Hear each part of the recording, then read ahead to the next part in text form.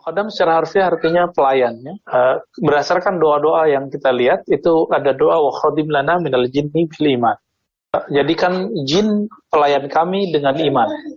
Ini berbahaya, teman-teman. Khadam itu kalau tidak tahu tekniknya, tidak tahu adab-adab dan syaratnya, maka dikhawatirkan nanti terjebak kepada perbudakan rohani, perbudakan nafsiyah, jiwa.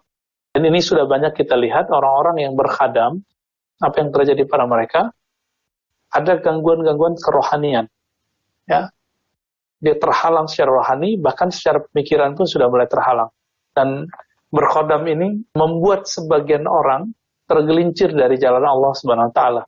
Kecuali ada pembimbingnya. Ada satu thariqah yang langka, namanya thariqah al-buniyah. Ya. Tapi thariqah itu tidak saya sarankan antum pelajari, karena itu thariqah yang mengeksplorasi khadam, nama-nama khadam dan semuanya. Dan khadam itu jenis apa? Khadam itu jenisnya dari jin. Ya. Khadam itu jenisnya dari jin, dan ini sangat tidak dianjurkan. Ya. Jadi kita kalau baca doa ayat, itu kemungkinannya ada dua. Datang hamilul ayat, penjaga ayat, itu pasti malaikat. Atau datang kamuflasenya, itulah khadam. Nah, ini hati-hati di situ. Tapi Ibnu Taimiyah pernah mengatakan dalam Furqan, baina ulir rahman wa ulir syayatin, ayat syaitan, boleh minta bantuan kepada jin. Al-isti'anah bil jin jaiz. Ini juga agak membingungkan sebenarnya. Sebenarnya saya nggak bingung, tapi takutnya antum yang bingung. Ya. Ibnu Taimiyah mengharamkan tawassul. Tapi kok membolehkan minta tolong ke jin. Nah, ini agak aneh. Ya. Nah, nantilah di lain waktu nanti kita bedah kitab Furqan baina ulir rahman wa ulir syayatin, ayat syaitan. Ya. Insyaallah Pak Dwi nanti tolong ingetin saya. Di situ nanti ada tentang ruqyah, kritik terhadap tasawuf, ya, segala macam nanti ada di situ. Jadi perlu nggak berkhadam? Nggak usah. Saya udah ngelihat orang-orang yang berkhadam susah meninggalnya. Apalagi ada perjanjian batin antara orang yang berkhadam dengan yang dia ini. Nah, ini gawatnya apa? Dia meninggal nanti turun ke anaknya nggak salah apa-apa terganggu. Nah, ini yang kemudian bernama jin nasab, harimau turunan, macan turunan. Nah, ini jadi bahaya. Jadi kasihan nanti orang-orang setelah kita. Ya, baik. Satu lagi tadi ya, berzikir mesti ada khadam, belum tentu. Kalau antum zikirnya bersanad kepada thariqat tertentu atau berijazah kepada syekh yang ahli zikir bersanad, insya Allah tidak ada khadam. Yang ada adalah hamilul ayat, ya, penjaga ayat. Penjaga ayat itu akan turun. Ya. Antum ngamalin maksurat, itu turun ayatnya nanti, hamilul ayahnya. Kalau khadam turunnya, kalau diniatkan mencari kesaktian, itu biasanya ya. Nauzubillah min dzalik.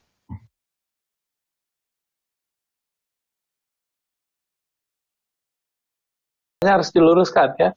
Sama, semua ilmu hadis, ilmu tafsir, ilmu fiqih, ilmu ini semuanya bersumber dari Nabi. Tapi kita nggak boleh bilang, apakah Nabi menguasai ilmu hadis? Loh, hadis itu dari beliau. Apakah Nabi menguasai ilmu tafsir? Ya, ilmu tafsir kan dari beliau. Apakah Nabi berfikih? Ya, fikih itu dari beliau. Tapi di masa beliau, ilmu-ilmu ini belum ada namanya. Tapi barangnya sudah ada. Jadi yang tepat, apakah tasawuf bersumber dari Rasulullah? Itu yang tepat pertanyaan. Jawabannya ya, bahwa tasawuf yang sahih bersumber dari Rasulullah.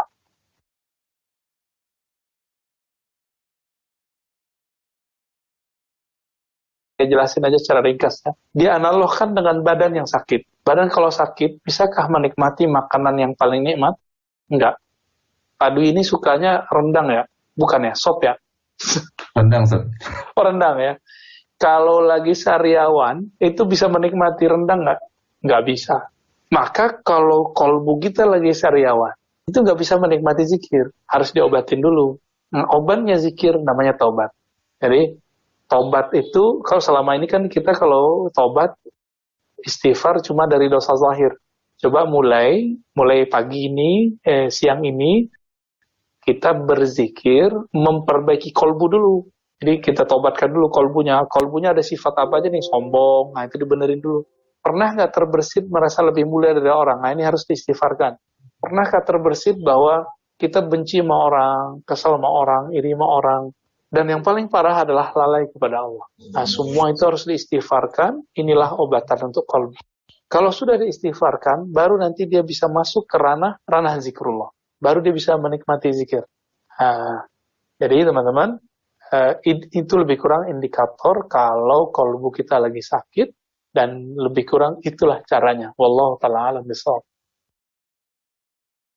Itu berguru kepada Nabi laki-laki. Bahkan kata Ibnu Mas'ud dan Ibnu Umar, Nabi SAW punya majelis khusus untuk perempuan. Itu di Sahih Bukhari, di Kitabul Ilm, di bab ilmu, itu ada bab tentang bahwa para perempuan, para nisa, itu punya khusus. Jangankan itu, dulu kan belum ada mikrofon. Walaupun Nabi diizinkan Allah suaranya terdengar kemana-mana, tapi beliau setelah berceramah, berkhutbah di depan para laki-laki, itu beliau mengkhususkan lagi khutbah untuk perempuan. Berarti ada ta'lim khusus buat para akhwatnya, ya, dan gurunya laki-laki. Dan itu terjadi, jadi nggak masalah. Ya, boleh. Yang penting menjaga adab-adabnya. Jika tidak, maka carilah guru perempuan yang bersanad, yang hatinya koneksi kepada Allah Subhanahu wa Ta'ala. Ya. Banyak, murid Yasin kan ribuan. Murid Yasin ribuan, di Indonesia aja ada ratusan. Ya, di Jakarta yang baru meninggal itu Syekh Abdul Hayy, ya, Al-Batawi, Al-Makki. Ada guru saya,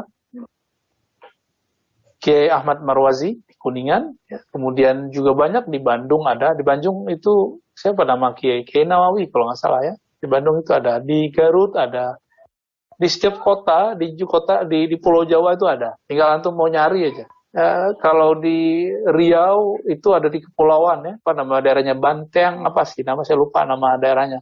Di Jambi juga ada, di Pekanbaru itu juga ada, di Aceh ada, di Malaysia banyak. Di Singapura ada, banyak deh, lengkap. Di Banjarmasin, di Martapura itu lebih banyak lagi. Sampai hari ini banyak. Di Lombok, kalau Lombok jalurnya nanti ke Solatia. Ya, masih tempat sekolahnya Syekh Yasin Al-Fadan. Jadi banyak tempat antum mau mencari sanad hari ini, tinggal mau mencari. Sekarang kan orang nggak mau nyari, jangan mau rihlah. Ya, maunya nge-zoom terus.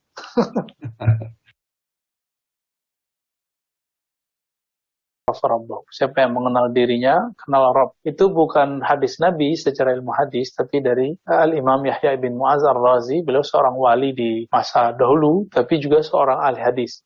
Kalam beliau terkenal, itu man arafa nafsahu, siapa yang kenal dirinya, kenal Rabbnya. Nah, belakangan oleh Imam Ibnu Qudamah Al-Maqdisi, beliau meringkas kitab Ibnul Jauzi dari ringkasan Ihya Ulumuddin, itu diganti redaksinya. Man arafa qalbahu arafa rabbahu. Siapa yang mengenal kalbunya, maka dia mengenal Rabbnya. Maka sebaliknya, yang tidak mengenal dirinya, maka tidak mengenal Allah, maka fasada qalbuhu. Maka rusaklah kalbunya. Jadi kalau di dalam kalbu ini nggak ada ma'rifat. Ma'rifat itu makanannya ruh kita. Kalau ruh kita nggak dikasih makan ini, maka dia kesepian, dia kurus, nanti rusaknya sampai ke kalbu, rusak sampai ke akal pikiran. Lebih kurang itu maksud dari kalam Syekh Muhammad Saleh, ya. Allah Ta'ala alam.